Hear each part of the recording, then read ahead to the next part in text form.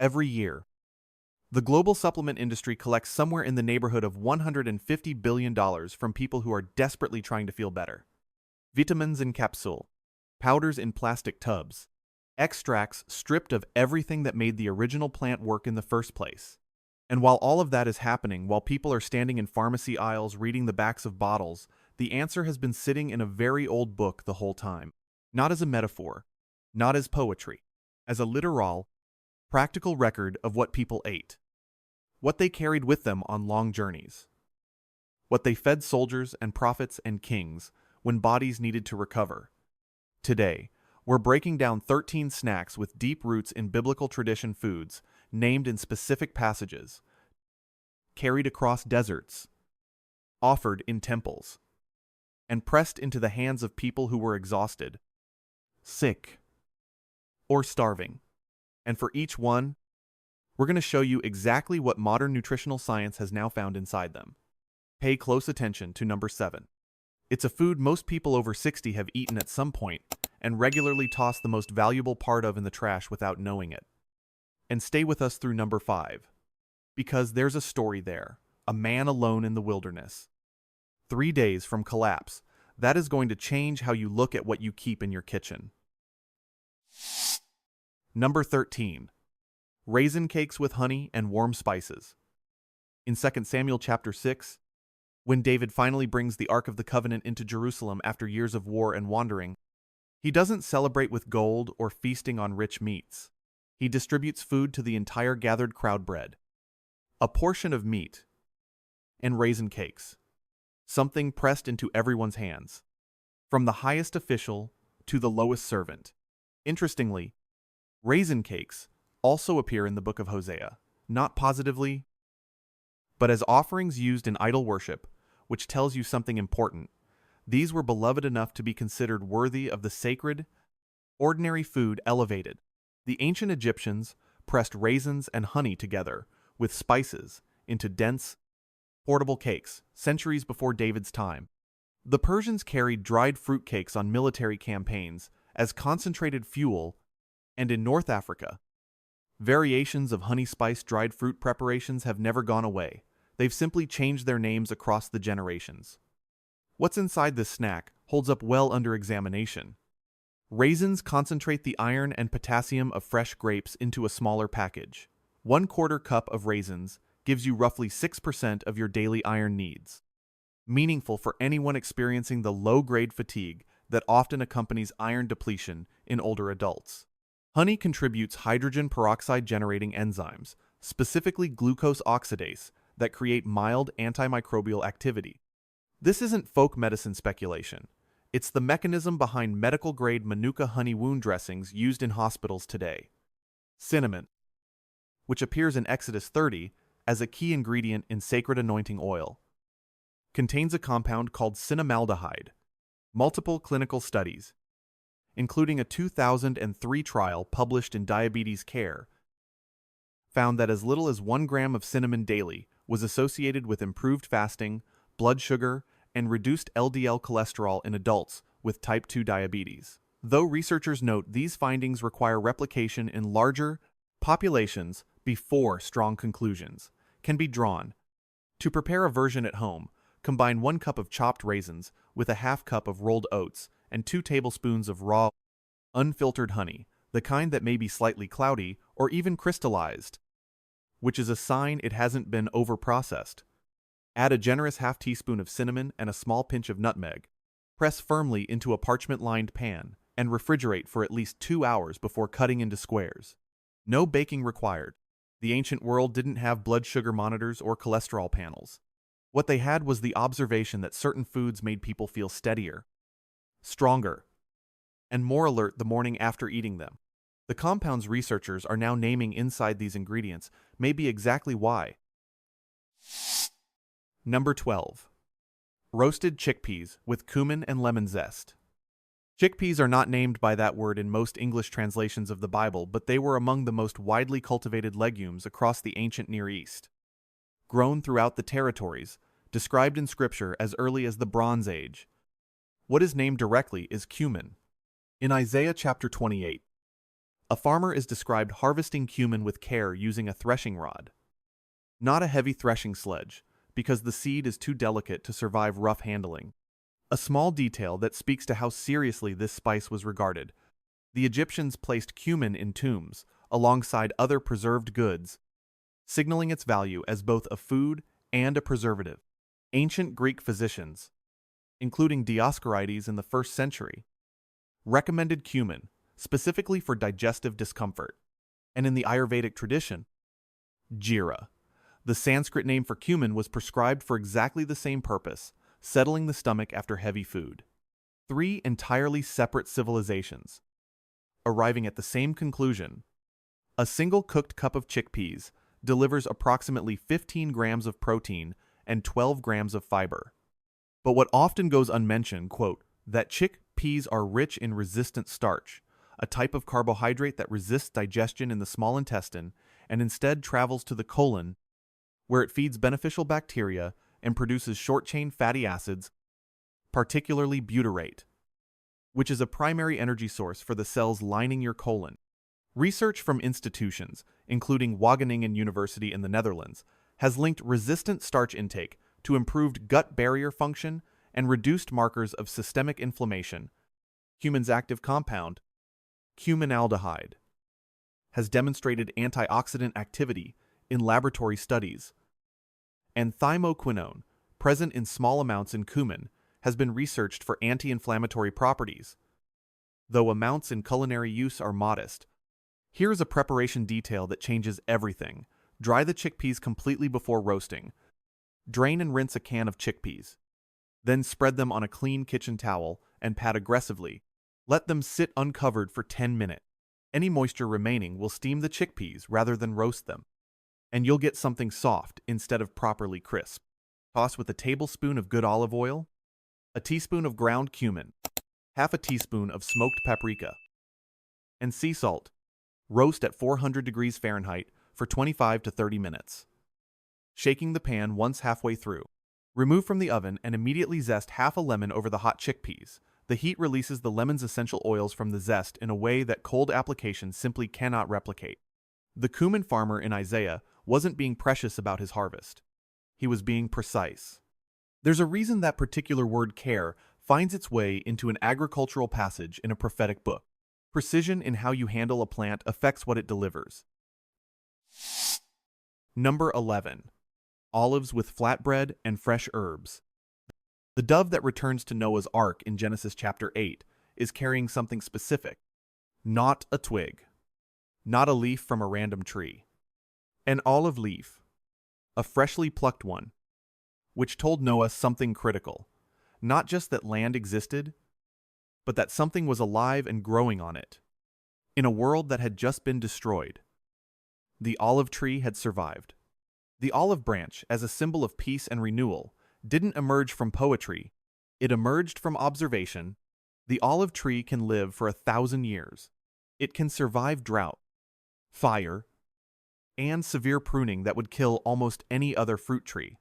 Ancient peoples watched this and drew conclusions that had nothing to do with romanticism. The Phoenicians spread olive cultivation across the Mediterranean. The Greeks considered olive oil essential enough to pour into athletic training facilities. Egyptian physicians used olive preparations in wound compresses.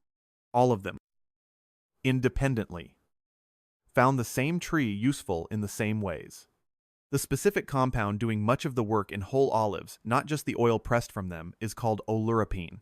It's a sequaridoid polyphenol, found at particularly high concentrations in unripe green olives and in olive leaves. Research published in the Journal of Nutritional Biochemistry has shown oleuropein to support endothelial function, the health of the thin inner lining of blood vessels, and to demonstrate anti-inflammatory activity through inhibition of specific inflammatory pathways. Cured and fermented olives retain meaningful amounts of oleuropein. Though the curing process does reduce some of it, extra virgin olive oil contains a different compound called oleocanthal, which researchers at the Monell Chemical Senses Center in Philadelphia identified as having ibuprofen-like anti-inflammatory action. The two compounds work through overlapping but distinct mechanisms. For this preparation, serve a small bowl of good quality olives, ideally a variety you haven't tried before. Since the range in flavor between a mild Castelvetrano and a deeply cured oil-cured black olive is genuinely remarkable alongside warm flatbread, pour a small amount of extra virgin olive oil onto a shallow plate. Scatter dried oregano, dried thyme, and a pinch of za'atar over the surface. Tear the bread and drag it slowly through the oil, picking up the herbs as it goes. The herbs are not merely decorative. Dried oregano contains a compound called carvacrol, which has demonstrated antimicrobial activity in laboratory studies. Thyme contentimol, which has been used as an active ingredient in antiseptic mouthwashes for over a century. The olive tree survived the flood. Then it fed and healed the civilizations that emerged afterward. The research is beginning to explain, at the molecular level, how. Number 10. Barley cakes with olive oil and sea salt. Barley is one of the 7 species specifically blessed in Deuteronomy chapter 8, listed as a defining abundance of the Promised Land. In John chapter 6, the 5 loaves a boy brings to a crowd of thousands are specifically identified as barley loaves, not wheat. Barley was the grain of common people, more affordable, more durable in harsh soil, and as it turns out, nutritionally distinct from wheat in ways that matter enormously for people over 60. The ancient Egyptians used barley as a base for both bread and beer. Roman soldiers were sometimes given barley rations as both punishment and as physical conditioning because the gladiators of Capua were actually nicknamed hordieri, the barley men, due to their high barley intake, which trainers observed produced denser, more injury-resistant body mass. The Tibetan staple food tsampa, roasted barley flour, mixed with butter tea, has sustained populations at high altitude for over a millennium. The compound that makes barley genuinely unique among grains is beta-glucan, a soluble fiber that forms a viscous gel in the digestive tract.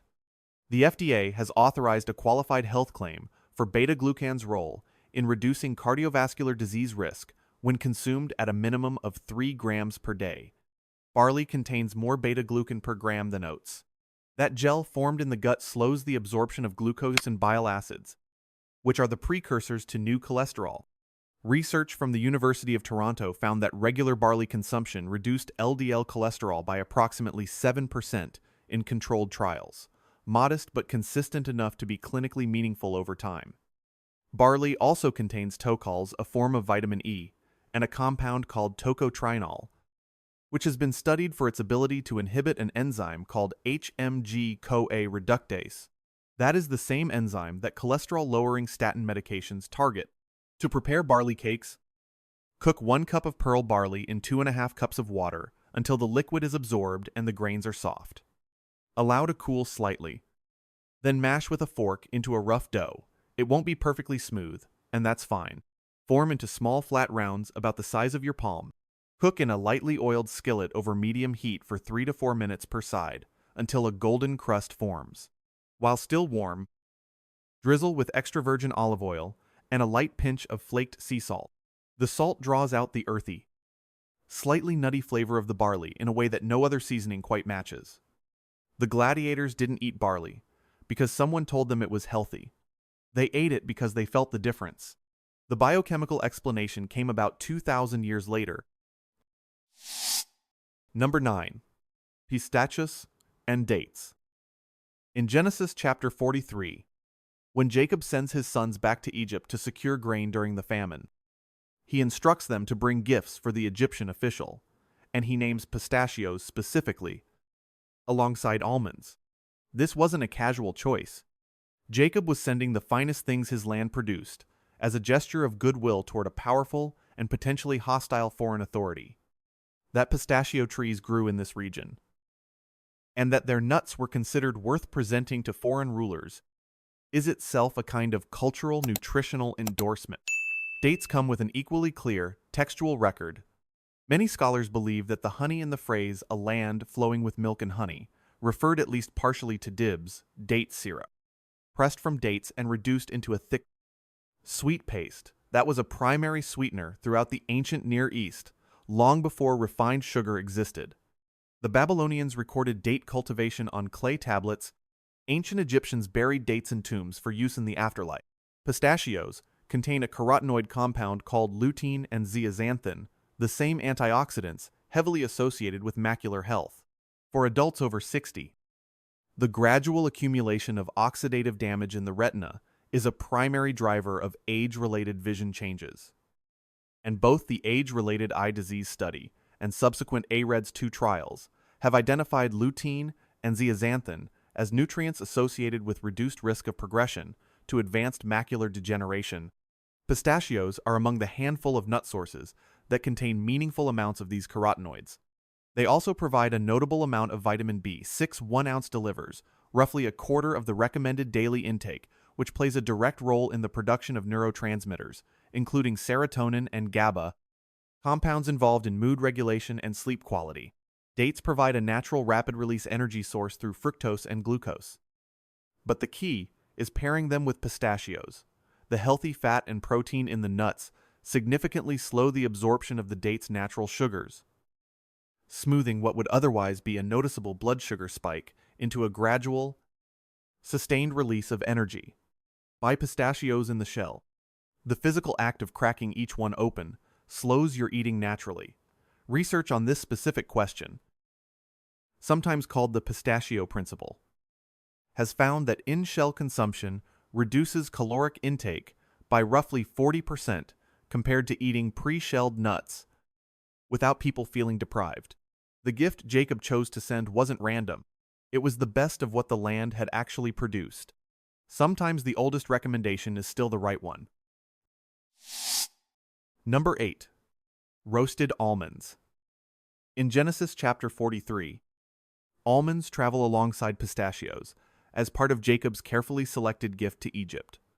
And in Numbers chapter 17, among all the plants that exist, it is an almond branch Aaron's rod that is chosen to bud, blossom, and produce ripe almonds overnight as a sign of divine selection.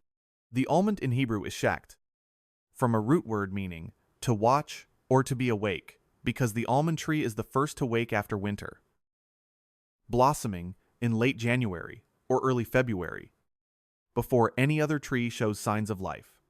The Romans carried salted almonds on military campaigns. Ayurvedic practitioners soaked almonds overnight and consumed them at dawn, a practice that continues in South Asian households today, passed from grandmother to grandchild across centuries, completely uninterrupted. Medieval Arabic physicians, building on the work of Ibn Sina, cataloged almonds as a food that strengthens the brain and nerves, a claim that sounds like folk exaggeration until you look at the mechanisms. Almonds are one of the best whole food sources of vitamin E, specifically alpha-tocopherol, with a single 1 ounce serving, providing approximately 37% of the recommended daily intake. Vitamin E is a fat-soluble antioxidant that works specifically within lipid membranes, which is precisely where the oxidative damage associated with aging and neurological decline occurs. The magnesium content in almonds, roughly 76 milligrams per ounce, is particularly relevant for adults over 60. Because magnesium deficiency is estimated to affect approximately 45% of older Americans, magnesium is required as a cofactor in over 300 enzymatic reactions, including those governing blood pressure regulation, glucose metabolism, and muscle relaxation. A 2011 meta-analysis in the European Journal of Clinical Nutrition found that magnesium supplementation was significantly associated with reduced blood pressure, but whole food sources like almonds deliver it alongside fiber and fat that improve absorption. The Ayurvedic recommendation to soak almonds before eating them has a specific biochemical rationale. The brown skin of raw almonds contains tannins and phytic acid compounds that can bind to minerals like iron and zinc and reduce their absorption. Soaking raw almonds for 8 hours in cool water, then removing the skins before eating, measurably increases the bioavailability of the minerals inside. If you're roasting them instead, roast raw almonds at 325 degrees Fahrenheit rather than the commonly recommended 350 degrees Fahrenheit. The lower temperature preserves more of the heat-sensitive vitamin E, 10 to 12 minutes. Toss immediately with a light drizzle of olive oil and flaked sea salt. The oil helps the salt adhere, and the polyphenols in the olive oil add an additional antioxidant layer. The almond tree is the watcher first to bloom, first to signal that something new is coming. In a similar way, almond consumption in research consistently precedes measurable improvements in lipid profiles and blood sugar control. The biology wakes up early. Number 7. Pomegranate seeds. The pomegranate is woven into the fabric of Israel's most sacred architecture. In Exodus chapter 28, golden pomegranates were embroidered in alternating pattern along the hem of the high priest's robe. The pillars at the entrance to Solomon's temple Jachin and Boaz were crowned with carved pomegranate clusters. Numbers 13 describes scouts returning from Canaan carrying pomegranates as evidence of the land's abundance. This was not a background fruit. It was a symbol of royalty, sanctity, and concentrated blessing. In Persian medicina, pomegranate rind, the thick white and red peel, most people discard, without a second thought, was used to treat intestinal infections and parasites. Traditional Chinese medicine used the rind specifically for dysentery and chronic diarrhea. Ayurvedic texts describe the peel as an astringent with cooling properties. Once again, 3 entirely independent medical traditions, zeroing in on the same part of the same fruit, for largely overlapping reasons. Here is the part that should genuinely reframe how you handle this fruit. The seeds you eat contain around 48% of their polyphenol content. The white pith and the red membrane surrounding the seed clusters contain the majority of the rest. The juice, which is what most people consume, captures some of it. But the skin and pith, the parts routinely composted, contain the highest concentration of punicalagins, large, structurally complex polyphenol compounds that are unique to pomegranate. When punicalagins are metabolized by gut bacteria, they produce a compound called urolithin A. Researchers at the École Polytechnique Fédérale de Lausanne in Switzerland have found that urolithin A triggers a process called mitophagy, the selective recycling of damaged mitochondria inside muscle cells. A 2022 clinical trial published in Nature Aging found that urolithin A supplementation improved muscle strength and endurance in older adults. The pomegranate, it turns out, may be doing something at the cellular machinery level that goes well beyond antioxidant support. Most people, over 60, are discarding the most bioactive part of this fruit to eat pomegranate in a way that captures more of its total compound profile after removing the seeds. Take the white membrane and thin red pith that remain and steep them in just boiled water, not rolling boiling water, but water that has reached a boil and then been allowed to sit for 2 minutes, for 8 to 10 minutes. Strain. The resulting liquid is mildly astringent and slightly tangy. Not unpleasant. Drink it warm. You can also blot the membrane sections dry and chew them directly if you don't mind the bitter astringent taste. Alternatively, eat the pomegranate seeds over plain yogurt. The fat in the yogurt supports absorption of the fat-soluble compounds, and the live bacterial cultures may assist in converting punicalagins to urolithin A, since that conversion depends entirely on the individual's gut microbiome composition. The ancient priests who wore pomegranates on the hem of their garments didn't have clinical trials.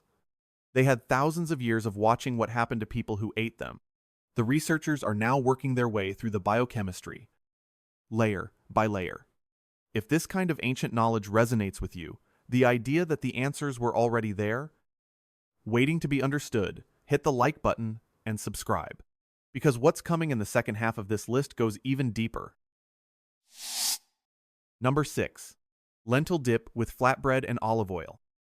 In Genesis chapter 25, Esau returns from the field so exhausted that he tells Jacob he is about to die, and what Jacob has on the fire is red lentil stew. The trade that follows Esau's birthright, in exchange for a bowl of food, is often treated as a story about impulsiveness, but it also tells you something about the power of lentils, whatever was in that pot. Esau's body was so convinced it needed it that he was willing to trade his entire inheritance. The Romans fed lentils to gladiators for muscle recovery. The Egyptians left lentils in tombs dating back to 2400 BCE, and in the Islamic medical tradition, Ibn Sina's Canon of Medicine, written in the 11th century, describes lentils as beneficial for producing moderately thick blood that sustains physical effort, a description that maps onto what we now understand about iron and hemoglobin production with reasonable precision. A single cooked cup of lentils delivers approximately 18 grams of protein, 16 grams of fiber, and 90% of the recommended daily intake of folate. The iron content, around 37% of the daily recommended intake, is particularly significant for older adults, in whom iron deficiency anemia can present as diffuse fatigue, brain fog, and shortness of breath that is often misattributed to aging itself rather than a correctable deficiency. Critically, lentils also contain a compound called 4-hydroxyisoleucine, an amino acid derivative, studied primarily in fenugreek, but also present in several legumes, which appears to improve the sensitivity of muscle cells to insulin, supporting more efficient glucose uptake. Red lentils, in particular, undergo a structural change during cooking. Their cell walls break down more completely than green or brown varieties, increasing the digestibility and bioavailability of their protein content. To prepare the dip, rinse 1 cup of red lentils and cook in 2.5 cups of water over medium heat for 15 to 18 minutes, until completely soft and beginning to fall apart. Do not drain. Allow to cool slightly. Then blend directly in the pot with an immersion blender. Add 2 tablespoons of good olive oil, the juice of 1 full lemon, 1 small garlic clove, a generous half teaspoon of ground cumin, and salt to taste. Blend until smooth. If the texture is thicker than you'd like, add warm water a tablespoon at a time. Serve at room temperature alongside warm flatbread. The lemon juice is not merely for flavor the vitamin C. It provides measurably increases the absorption of non-heme iron, plant-based iron in the lentils. This is a well-documented interaction that ancient preparers discovered through observation long before biochemistry could explain it. Esau didn't trade his birthright for something meaningless. His body recognized what it needed. That might be the oldest nutritional instinct in the text. Number 5. Honeycomb and raw honey. In Proverbs 24, the text says this directly: "Eat honey, for it is good." In Judges 14, Samson finds a swarm of bees and honey inside the carcass of a lion he had killed, and he eats it along the road. The image is striking: something living and nourishing found inside something dead. And in Psalm 19, the word of God is described as sweeter than honey and the drippings of the honeycomb, a comparison that wouldn't carry weight unless the audience understood honeycomb as something genuinely precious. The Egyptians used honey in wound dressings, recorded in the Ebers Papyrus, dating to approximately 1550 BCE. Ancient Greek athletes consumed honey before competition, as performance fuel, and in traditional Ayurvedic practice. Madhu honey was classified as one of the fundamental medicinal substances and was specifically applied to wounds, ulcers, and eye irritation, with precise formulations that remained in use for over 2,000 years. Raw honey, particularly in its comb form, before any processing, contains a compound called methylglyoxyl MgO, responsible for much of its antimicrobial activity. Manuka honey from New Zealand has been studied most extensively for MgO content, and it is now used in wound care products certified by the FDA under wound dressing classifications, but all raw. Unfiltered honey contains hydrogen peroxide generating enzyme activity through the action of glucose oxidase, an enzyme bees add during curing. Heating honey above 40 degrees Celsius 104 degrees Fahrenheit begins to denature this enzyme, which is why the standard advice to stir honey into boiling tea effectively eliminates one of its primary functional properties. Honey should be stirred into water that is warm but not scalding, comfortable to the touch, roughly body temperature or slightly above. The propolis found in honeycomb, the dark, sticky resin bees used to seal the hive, contains flavonoids, including galangin, pinochembrin, and chrysin, which have demonstrated antifungal and antibacterial activity in laboratory studies. Research from the University of Waikato has also examined propolis's potential to inhibit the growth of Streptococcus mutans, a primary driver of dental decay, which may explain why ancient populations who consumed raw comb regularly showed surprisingly low rates of certain oral infections. To consume honeycomb properly, cut a small piece of raw comb, no larger than a tablespoon, and chew slowly. The wax is edible and harmless. Either swallow it or discard it as you would chewing gum. The honey releases gradually as you chew, and the wax itself functions as a mild carrier for the fat-soluble antioxidants in the comb. Alternatively, place 1 tablespoon of raw unfiltered honey, the cloudy, possibly crystallized, kind into a mug and pour water over it that has boiled and then cooled for 3 full minutes. Stir gently. Do not add lemon at the same time. The citric acid can interact with some of honey's antimicrobial compounds. The Israelites described their promised land as a place flowing with honey. They weren't describing luxury. They were describing a specific, irreplaceable kind of nourishment that could not be synthesized, standardized, or stored in a capsule. Number 4. Fig cakes. In 1 Chronicles chapter 12, the tribes gathering to support David at Hebron bring provisions among them, cakes of figs, carried by men who had traveled days on foot to reach him. In 1 Samuel chapter 25, Abigail sends 200 fig cakes to David's men as a peace offering. Pressed, portable. Durable, the fig cake was not a delicacy. It was field ration technology. The Spartans carried dried pressed figs on military campaigns and considered them superior to grain for sustained effort during long marches. The Greek physician Galen described dried figs as among the most fortifying foods for the physically active, and in Morocco, a pressed fig preparation called brica dates, pressed with figs and sometimes almonds into dense blocks, has been carried by travelers across the Sahara for centuries. A functional analog to the biblical fig cake that evolved entirely independently. Fresh figs become dramatically more nutrient-dense when dried. The calcium concentration increases nearly 5-fold per 100 grams, making dried figs one of the few fruits that can meaningfully contribute to daily calcium intake, important for adults over 60 whose bone mineral density is declining. They also contain unique phytochemical compounds called 3-deoxyanthocyanidins, which are found in only a small number of plants globally. Research on 3-deoxyanthocyanidins, more commonly studied in sorghum, has identified anti-inflammatory and antimicrobial properties. In figs specifically, these compounds alongside phycin, a proteolytic enzyme present in fresh figs, and their latex have been examined for digestive support. Here is a preparation refinement that matters. Make fig cakes using a food processor rather than a knife. The mechanical processing breaks open more of the cell walls in the dried fig, releasing compounds that remain bound inside the fruit's fiber matrix when the fig is simply sliced. Combine 1 cup of soft-dried figs, stems removed, with a 1/4 cup of rolled oats, a tablespoon of raw honey, a teaspoon of cinnamon, and a pinch of cardamom. Process until the mixture forms a unified paste.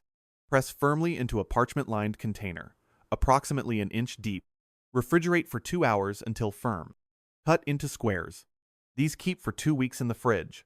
The oats provide a slow-release carbohydrate base that prevents the rapid energy spike and subsequent crash that dried fruit alone would produce, essentially a functional refinement of the ancient recipe. The soldiers who carried fig cakes across ancient Israel weren't doing it because they tasted good. They were doing it because they worked. Everything the biochemistry is showing us now is the delayed explanation for a practical conclusion they had already reached. Number 3. Pomegranate seeds with yogurt and walnuts. We've already spent meaningful time on pomegranate. What changes when you pair it with yogurt is the conversion equation. Urolithin A, the mitochondria recycling compound produced when gut bacteria metabolize punicalagins from pomegranate, is not produced equally in all people. Research suggests that only approximately 40% of people naturally carry the specific gut bacteria required to make this conversion efficiently. The bacterial species most associated with urolithin A production include Gordonobacter urolithin faciens and Gordonobacter pamellea. Fermented dairy, particularly yogurt containing live lactobacillus and bifidobacterium cultures, has been associated with a more diverse gut microbiome. Consuming pomegranate alongside probiotic-rich yogurt may support the microbial conditions that allow the punicolagen to urolithin conversion to occur more completely. Walnuts complete this preparation with a compound most people wouldn't expect: ellagic acid. Walnuts contain ellagic acid, which is also a precursor in the same metabolic pathway as punicalagen. Both can be converted to urolithin A by the same gut bacterial species. Adding walnuts to pomegranate seeds in yogurt creates what researchers would describe as a synergistic substrate, multiple compounds feeding the same beneficial pathway simultaneously. To prepare 6 ounces of full-fat plain yogurt, the fat content matters for absorbing the fat-soluble carotenoids from the pomegranate into a bowl. Top with a generous 1/4 cup of fresh pomegranate seeds and a small handful of roughly chopped raw walnuts. A light drizzle of raw honey is optional. Consume this combination in the morning, when gut motility is highest and bacterial fermentation activity is most active. The pillars of Solomon's temple were crowned with pomegranates, not because of aesthetics alone, because in the ancient world, this fruit occupied a category of its own, associated with renewal, with abundance, with something essential being restored. The cell biology of mitophagy, the recycling of cellular machinery that degrades with age, may be what they were observing in people who ate them consistently over lifetimes. Number 2. Dates stuffed with almonds. We have arrived at the story I promised you. 1 Kings chapter 19. The prophet Elijah has just accomplished something extraordinary. He has called down fire from heaven in front of 450 priests of Baal on Mount Carmel. A moment of triumph. And then, almost immediately, he is running for his life. Queen Jezebel has threatened to kill him within 24 hours. And Elijah runs south into the wilderness, sits down under a broom tree, and asks God to take his life. He is not being dramatic. He is physiologically and psychologically destroyed. The text says, he lay down and slept. And then an angel touched him and said, "Arise and eat." There was a cake baked on hot coals and a jar of water. He ate and drank, and lay down again. The angel came a second time, touched him, and said, "Arise and eat, for the journey is too great for you." And Elijah arose and ate and drank. And then he traveled 40 days and 40 nights on the strength of that food. Read that clinically for a moment. A man in severe psychological crisis, exhibiting what we would today recognize as burnout, depressive collapse, and autonomic shutdown, is given simple whole food and water. He sleeps. He eats again. And his body then sustains a 40-day journey through desert terrain. What was likely happening inside him is this. Elijah's glycogen stores the glucose reserves held in the liver, and muscles were critically depleted after the extreme physical and emotional exertion at Carmel. The food provided delivered rapid-release carbohydrates that began replenishing hepatic glycogen within the first 2 hours. The second meal given, specifically because the journey is too great for you, initiated what modern exercise physiology calls supercompensation, a phenomenon where glycogen stores after refueling actually exceed pre-depletion levels, preparing the body for sustained effort. The water addressed what was almost certainly hyponatremia and general dehydration from heat exposure. The sleep facilitated cortisol regulation and inflammatory recovery. That isn't just theology. That's a precise description of human metabolic recovery, written down 3,000 years ago. Dates, which were almost certainly part of the provisions that sustained prophets and travelers in this terrain, provide both glucose and fructose, the combination that research has shown replenishes liver glycogen more effectively than glucose alone. A 2012 study in the Journal of the International Society of Sports Nutrition found that dates performed comparably to commercial sports gels in replenishing glycogen and sustaining cycling performance. Almonds provide the slow-release fat and protein that extends the energy curve, preventing the rapid depletion that simple carbohydrates alone would produce. To prepare, take large medjool dates, the softer, richer variety, and slice each one lengthwise along the crease. Remove the pit. Press 1 or 2 whole almonds into the space the pit occupied. That is genuinely the entire preparation. The simplicity is the point. You can add a small amount of raw almond butter instead of a whole almond for a more complete fat and protein delivery. Consume this snack in the late afternoon. When blood sugar typically begins to decline, and the mid-afternoon fatigue many people experience is at its peak, the same physiological window. Elijah may have been refueling before his long journey began. The angel didn't bring Elijah a supplement. It brought him food. Real food. Simply prepared. And the body did the rest. Number 1. Bread, dipped in olive oil. It is perhaps the most repeated image in the entire Bible. Bread, broken and shared. Olive oil, poured and anointed. Together, they appear at the beginning of creation narratives. At the moment of covenant, at the last meal, Jesus shares with his disciples. In Ruth chapter 2, Boaz invites Ruth to eat bread and dip it in the vinegar, the seasoned, herb-infused oil as an act of inclusion and welcome. The book of Deuteronomy describes the promised land as one whose stones contain iron, from whose hills you can dig copper. And where olive trees grow, oil and bread are not the decoration of the biblical diet. They are its backbone. And yet this is the snack most people walk past, because it seems too simple, too old, too ordinary to contain anything remarkable. Here is what the research says. Extra virgin olive oil, specifically cold-pressed, unfiltered, consumed without heating, contains a compound called oleocanthal that researchers at the Monell Chemical Senses Center identified in 2005 as a natural inhibitor of cyclooxygenase enzymes, the same pathway targeted by ibuprofen. The anti-inflammatory effect is not as potent as pharmaceutical NSAIDs, but it is consistent with regular consumption. Researchers at the University of Louisiana found that oleocanthal may also help clear amyloid beta proteins, the plaques associated with Alzheimer's disease, from brain tissue by enhancing autophagy in neural cells. This is still early-stage research, and strong conclusions cannot yet be drawn. But the direction is striking. The phenolic compound in olive oil called hydroxytyrosol, present only in fresh, minimally processed oil, has the highest antioxidant activity of any known plant compound by ORAC measurement. It is destroyed by heat above approximately 180 degrees Celsius, which means that cooking with olive oil at high temperatures converts it from a functional food into something considerably more ordinary. This is why the preparation matters. The bread is dipped into oil that is never heated, never blended, never processed past the cold press point. Sourdough flatbread, the most historically accurate companion to biblical olive oil, provides an additional preparation benefit.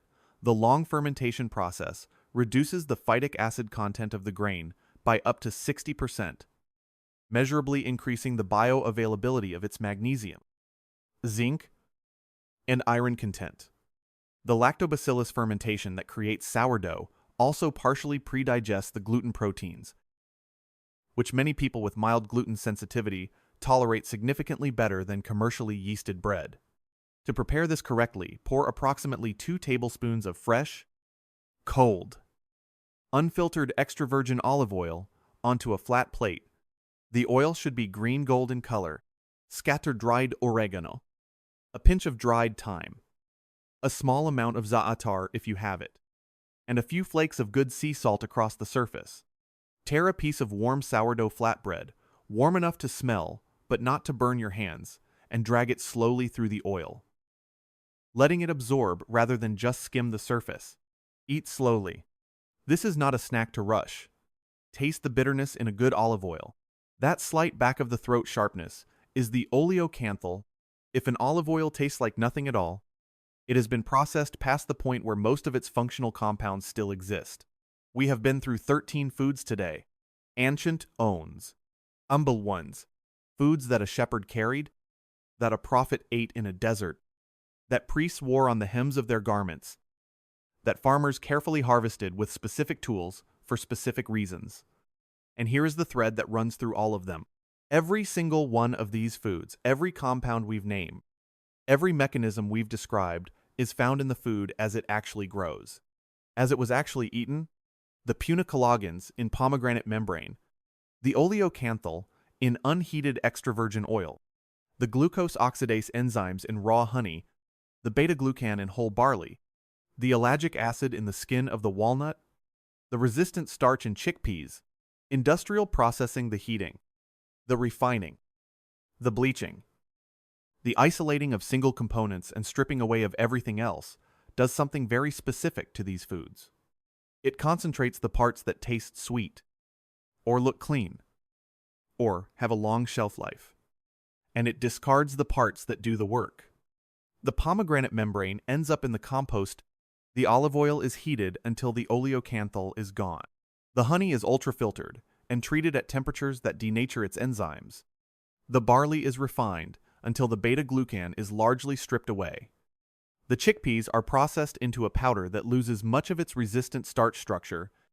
The whole food becomes a simplified object, recognizable by shape and taste, but biochemically diminished. The ancient world didn't make these mistakes because there was no industrial infrastructure to make them with. People ate the whole fruit. They chewed the comb. They dipped bread into oil that had been pressed that season. They soaked lentils overnight because that's what you did when you were going to cook them. None of it was intentional wisdom. It was simply the only option available. The question worth sitting with after this video ends is this one: if the people who ate these foods in their complete, unprocessed forms built civilizations that survived for millennia, and if modern research is now confirming, compound by compound, that the parts being discarded were the most functionally valuable parts, then what exactly is the modern food system optimizing for? Not for your health, not for the biochemistry that Scripture has been quietly documenting for 3,000 years. Thank you for watching. If this kind of content matters to you, please subscribe and leave a like. It genuinely helps this channel reach people who need to hear it. Share this with someone in your life who is older, or tired, or who has been told that the answer to their health is another prescription. And tell us in the comments which of these 13 foods surprised you most, and what would you like us to explore next. Nothing in this video is intended as medical advice, and it does not replace any treatment or medication prescribed by a qualified healthcare professional. Always consult your doctor before making changes to your diet, particularly if you take blood-thinning medications, have kidney disease, celiac disease, or a tree nut allergy, all of which are relevant to specific items discussed here.